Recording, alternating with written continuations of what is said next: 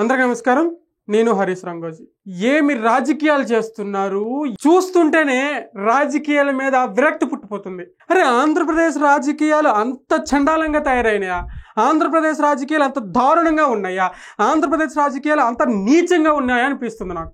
ఎందుకు ఇంత గట్టిగా రియాక్ట్ అవుతున్నానంటే, మొన్న సింహాచలం గోడ కూలి ఒక 7 మరణం చెందడం జరిగింది. అది చాలా విషాదకరమైన, చాలా బాధ కూడా కలిగించింది.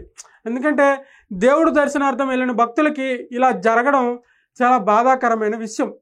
అయితే ఈ విషయం పైన అనేక పార్టీలు, సెంట్రల్ స్థాయి పార్టీలు కూడా, నేషనల్ పార్టీలు కూడా చాలా బాధాకరంగా, చాలా బాధపడుతూ ట్వీట్లు చేయడము, వాళ్ళ సంఘీభావం తెలియజేయడం అన్నీ జరిగాయి.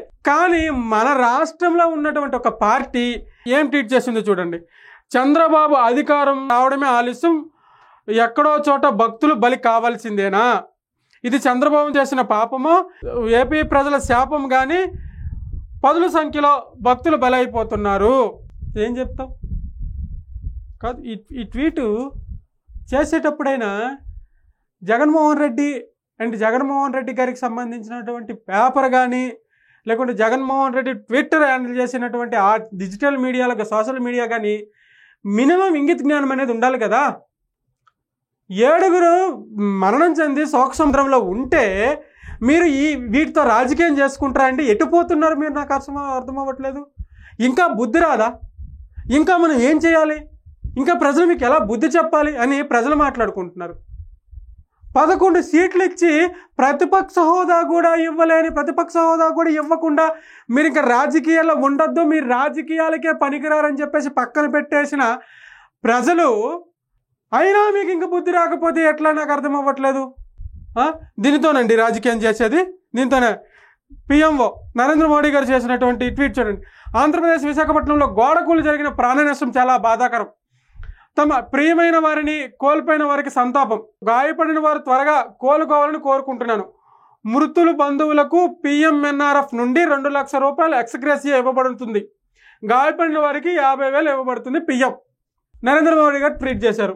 ఇక రేవంత్ రెడ్డి గారు, తెలంగాణ ముఖ్యమంత్రి రేవంత్ రెడ్డి గారు, ఆంధ్రప్రదేశ్లోని సింహాచలం ఆలయం వద్ద గోడకూలి భక్తులు మరణించిన ఘటన తీవ్ర ఆవేదన కలిగించింది. వారి కుటుంబ సభ్యులకు నా ప్రగాఢ సానుభూతి తెలియజేస్తూ మృతుల ఆత్మకు శాంతి చేకూరాలని భగవంతుని ప్రార్థిస్తున్నాను. వీళ్ళు కూడా ప్రెసిడెంట్ ఆఫ్ ఇండియా చాలామంది చేశారు ట్వీట్లు, బాధపడుతూ వాళ్ళ ఒక భావోద్వేగాన్ని వ్యక్తపరచుకున్నారు ట్వీట్ల ద్వారా. ఇక్కడ మనోళ్ళు చంద్రబాబు అధికారం రావడమే ఆలస్యము, ఎక్కడో ఒక చోట భక్తులు బలి కావాల్సిందేనా? ఇది చంద్రబాబు చేసిన పాపము ఏపీ ప్రజలకు శాపంగా మారింది. 10 సంఖ్యలో భక్తులు ఎక్కడో ఒక దగ్గర బలి అయిపోతున్నాయి ఉన్నారు. ఇది చంద్రబాబు నాయుడు గారు చేసిన పాపం అంట. చంద్రబాబు నాయుడు గారు చేసిన పాపము ఏపీ భక్తులకు శాపంగా మారిందంట. ఏమి అసలు ఇది అక్కడ పక్కన పెడితే ఇంకొక అద్భుతమైన అంశం ఏంటంటే, ఇది చూడండి. దైవ సాక్షిగా మళ్ళీ భక్తులు బలి. హడావుడిగా కట్టిన నాసిరకపు గోడలు. సింహాచలంలో 7 భక్తులు సజీవ సమాధి. చంద్రబాబే బాధ్యుడు. సింహాచలం ఘటనపై వైఎస్ జగన్ మండిపాటు. దీన్ని కూడా మీరు రాజకీయం చేస్తున్నారంటే, దీన్ని కూడా మీరు రాజకీయాలకు వాడుకుంటున్నారంటే మిమ్మల్ని ఏమనాలో, లేకుంటే మిమ్మల్ని ఎలా సంబోధించాలో కూడా ఆంధ్రప్రదేశ్ ప్రజలకి అంతు చిక్కట్లా. కుదిరితే మీరు వెళ్ళి పరామర్శించండి, లేకపోతే సప్పుడు దాకా ఎక్కడ కూర్చున్నారో అక్కడ కూర్చోండి. అంతేగాని ఇలాంటి పనికి మనల్ని రాతలు రాసుకొని వాళ్ళ బాధను మరింత ఎక్కువ చేసే ప్రయత్నాలు చేయకండి, దయచేసి చేయకండి. ఇది ఎవరికి మంచి తరుణం కాదు. ఒకవేళ వైఎస్ఆర్సీపీ పార్టీ అధికారంలో ఉన్నప్పుడు ఇలా జరిగినా ఇక్కడ టీడీపీ పార్టీ కూడా అట్లా రియాక్ట్ అవ్వకూడదు. టీడీపీ పార్టీ అధికారంలో ఉన్నప్పుడు కూడా వైఎస్ఆర్సీపీ పార్టీ రియాక్ట్ అవ్వకూడదు. అది జరిగింది. ఎవరు కావాలని చంద్రబాబు నాయుడు గారు వాళ్ళ మీద గోడతో తోసలేదు కదా, లేకపోతే కూటమి ప్రభుత్వ నాయకులు కానీ వాళ్ళ కింద ఉంటే వాళ్ళ మీద గోడలు తోసలేదు కదా. ఏం మాట్లాడుతున్నారు? ఏం రాతలు రాస్తున్నారు? ఎవరి కోసం రాస్తున్నారు?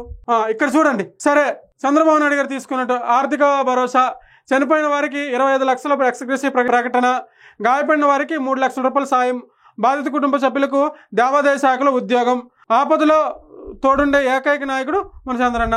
ఇప్పుడు ఆ సింహాచలం గోడకూలి ఎవరైతే చనిపోయిన వాళ్ళు ఉన్నారో వాళ్ళకి ప్రభుత్వం తరపు నుంచి, అంటే కేంద్రం ఇచ్చిన 3 లక్షలతో పాటు 25 లక్షలు. ఎంత అయింది? డబ్బులు మ్యాటర్ కాదు. ఇప్పుడు ఎంత నువ్వు 1,00,000 కోట్లు ఇచ్చినా చనిపోయిన ప్రాణం అయితే తీసుకురాలేం, కానీ ఆ ఫ్యామిలీకి భరోసా అయితే ఉంది కదా. దేవాదాయ శాఖలో ఉద్యోగం అయితే ప్రకటించింది కదా.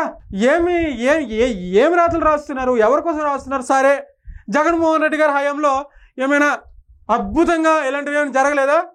ఆలయాలపై దాడి, రథాలకు నిప్పు, విగ్రహాల ధ్వంసం కేసులో ఏం చేశారు మీరు? విగ్రహాల ధ్వంసం కేసులో ఏం చేశారు? మరి చెప్పుకుంటే ఆలయ భూములు కబ్జా, అక్కడ రామతీర్థాల విగ్రహం ఉండే, రామతీర్థాల విగ్రహాన్ని మొత్తం ధ్వంసం చేసేసారా? ఏం చేశారు అప్పుడు మీరు? ఏం నిర్ణయాలు తీసుకున్నారు? ఆయన అరెస్ట్ చేశారు. తర్వాత ఏం జరిగింది? ప్రజలకు తెలీదా? ప్రజలు చూడట్లేదా? ప్రజలు గుడ్డోలా? ప్రజలు చౌటోలా మీ దృష్టిలో? ఏం జగన్మోహన్ రెడ్డి అంతా?